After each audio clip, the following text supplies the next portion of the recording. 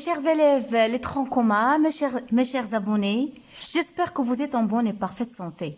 Une nouvelle capsule, toujours dans le chapitre 2, les facteurs édaphiques, encore avec les propriétés physiques du sol. Comme vous le savez déjà, dans les dernières capsules, on a étudié la texture, on a étudié la structure, on a étudié la porosité. Aujourd'hui, on va s'attaquer à une autre notion qui est une propriété physique du sol, c'est la perméabilité al-nafadiyya. Avant de donner une définition à cette notion-là, je vais vous donner la formule qui va nous permettre de calculer la perméabilité. Mes chers élèves, la perméabilité al-nafadiyya, elle est égale au volume d'eau filtré par rapport au temps. Donc, si je dis volume d'eau par rapport à temps, c'est cité par rapport au temps. D'où la perméabilité d'eau, c'est quoi? C'est la vitesse par laquelle l'eau s'écoule du haut vers le bas dans un sol. Donc, comment peut-on la calculer? En utilisant cette formule-là. Elle est égale au volume d'eau filtré par rapport au temps. Donc, le temps, az-zaman. Le volume d'eau filtré, c'est quoi? الماء المرشح. Donc, je peux le nommer aussi le volume écoulé. C'est-à-dire, الماء حجم الماء الذي ينساب في التربة من الأعلى إلى الأسفل.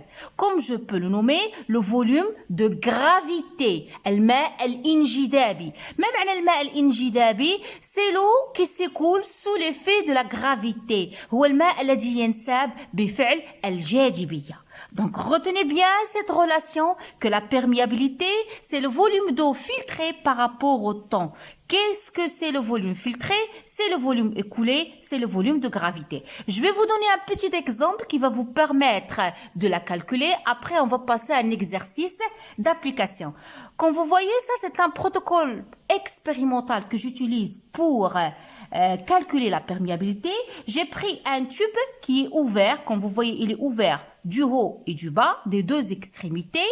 Du haut, qu'est-ce que j'ai mis? Qu'est-ce que je rajoute? Je rajoute un certain volume d'eau qui a pour valeur 200 ml dans un temps 0 minutes. Là, l'extrémité finale, j'ai mis un tissu et j'ai mis un tube où je peux recueillir l'eau. Ok? Donc là, c'est un bécher où je vais recueillir les gouttes d'eau filtrées. Je laisse un certain temps. Après un certain temps, qu'est-ce que je vois? Je vois que dans le bécher, il y a un certain volume de V2 égale 150 ml dans un temps qui m'a pris 20 minutes. Donc, pour calculer la perméabilité, c'est quoi? Il sera égal au volume d'eau filtré sur la durée. Donc, le volume d'eau filtré, comme je viens de l'expliquer, c'est Vg, c'est le volume de gravité sur la durée. Il sera égal au temps final, moi le temps initial. Combien j'en ai dans le temps final? J'en ai 20.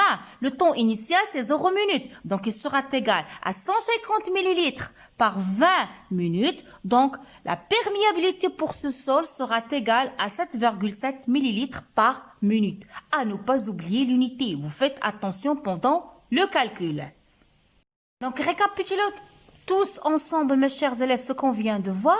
La perméabilité d'un sol, c'est la vitesse par laquelle l'eau s'infiltre dans le sol du haut vers le bas, c'est-à-dire des couches supérieures vers les couches inférieures. Comme je peux la définir, c'est le volume d'eau, hajm al-ma, qui traverse l'échantillon d'un sol desséché par unité de temps. Je viens de vous donner cette formule. Il sera égal à Vg, qui est le volume d'eau de gravité, ou bien le volume écoulé sur T2 moins T1, c'est-à-dire le temps d'écoulement. Donc, pour la calculer, on va passer à un exercice d'application. Mes chers élèves, voilà notre exercice d'application concernant la perméabilité.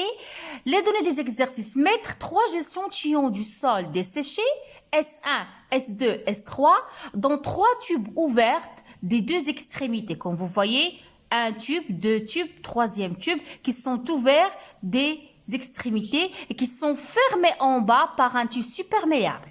Donc, J'en ai 3 types du sol. J'en ai le sol S1 qui est en argile très fine. Le sol S2, argile riche en humus.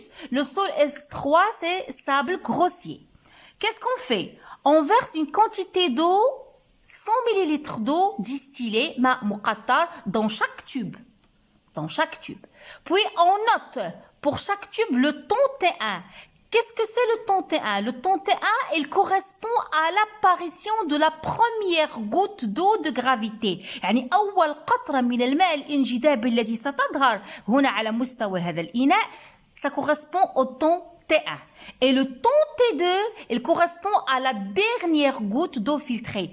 آخر قطرة من الماء الذي سينساب, ça correspond au ton T2. Donc voilà les données. Donc qu'est-ce qu'on a? On a le même volume. Le volume V1 pour 100 millilitres. On a noté le ton T1 et le ton T2.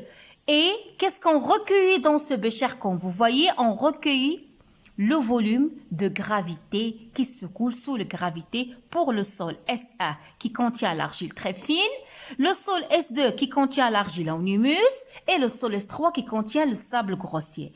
Comme vous voyez, voilà les données d'exercice. Ils l'ont réuni sous forme d'un tableau. Ils nous ont donné le temps d'écoulement pour chaque sol. OK? T2 moins T1, c'est ça. Ils nous ont donné aussi le volume d'eau de gravité, le volume filtré. 80 pour S1, pour S2, pour S3. La tâche pour nous, il est très facile. Qu'est-ce qu'on va faire? On va calculer la perméabilité en appliquant la relation. Quelle est la relation? Facile. Voilà ma relation. P est égal VG sur T2 moins T1. Les données, selon les données des exercices, comme vous voyez, selon les données des exercices, ça c'est VG, ça c'est T2 moins T1. Je vais appliquer cette relation en utilisant ces données-là. Commençons. Donc, pour le sol argile très fine, P1 est égal 70% sur 15, ça va donner 4,66 ml par minute. Pour le sol S2, l'argile riche en humus, P2 est égal 87. Donc regardez, voilà les données. 90 divisé par 7 est égal 11,42 ml par minute. Pour le sol S2, P2 est égal 80 sur 7 est égal à 11,42 minutes. Pour le sable grossier, P3 est égal 88 sur 6 égale à 14. Donc voilà d'où viennent ces valeurs si quelqu'un n'a pas bien compris.